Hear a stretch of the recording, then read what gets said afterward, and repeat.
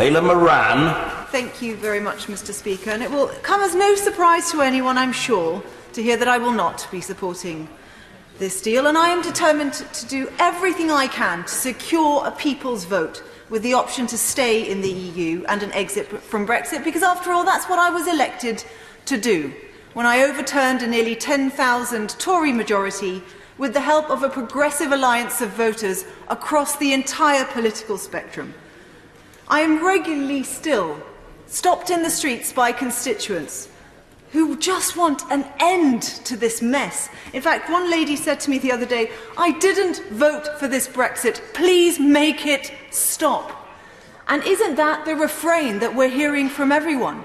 Make it stop. But that's my issue with this deal. The Prime Minister's deal only has 26 pages about what comes next. It's going to take years to get that right. Meanwhile, the air that's been sucked out of this government and our economy will continue to suffocate society. The very causes of Brexit, inequality, injustice, the incomprehension of parents for why the futures for their children will not be as bright as theirs, will continue to be ignored until this is over. And we have to be honest with them. Brexit isn't going to solve any of those issues.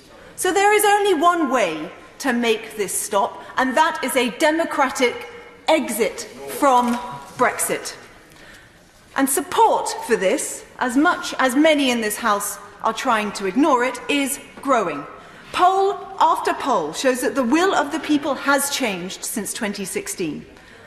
Add to that Russian interference, Cambridge Analytica, the Leave campaign being fined for breaking electoral law, and dodgy DUP donations. Does it make any wonder? Does it surprise us at all that people are dismayed? And in a democracy, after all, and as has already been said, people should be allowed to change their mind. If they want to vote for this deal, let them.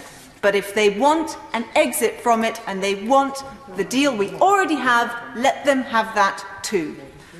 One group, of course, that Brexit affects more than anyone are EU citizens in the UK. These are our friends. They have built relationships, careers in this country, and they deserve and demand so much better than this shambles. Isn't it shameful that they're being asked to pay £65 to continue to live in their own homes, to have their jobs? And whilst I welcome that Oxford University and our local NHS trusts have announced that they will pay these fees for their staff, it beggars belief that they even have to offer. How much public taxpayer money has been offered to overcome this charge? That suggests to me the government should scrap it now. Furthermore, what of British citizens who live in the EU? We have to think of them too. And this affects above all young people. People like my younger brother and sister, who both live in Berlin. One's a scientist, the other's an artist. They grew up understanding that they would be able to seek out jobs elsewhere, and that is being snatched from them by leaving. And then to our NHS. In Oxfordshire, 21% of our nurses and health visitors are EU citizens. My constituent Jill emailed me to say no one voted for a Brexit to have fewer nurses on our wards and fewer doctors in our surgeries. But we already know from our trusts that that is already happening. And I agree with Jill. We would be far better staying off and welcoming those workers with open arms. And then to the universities. I have two in my constituency, at least partially, Oxford University and also Oxford Brookes. And both have expressed serious concerns regarding the impacts of Brexit. Stuart, who's a professor at one of these universities, emailed me to say, in this department, we've been advertising lecturing jobs for the first time since the Brexit referendum.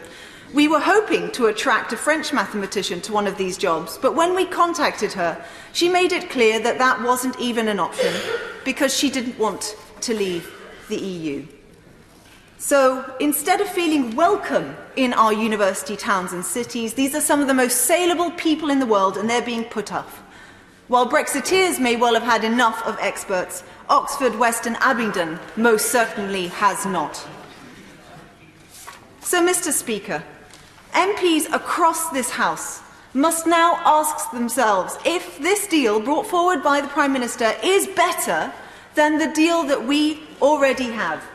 They have to be able to look each and every constituent in the eye and say that that is true if they vote for it.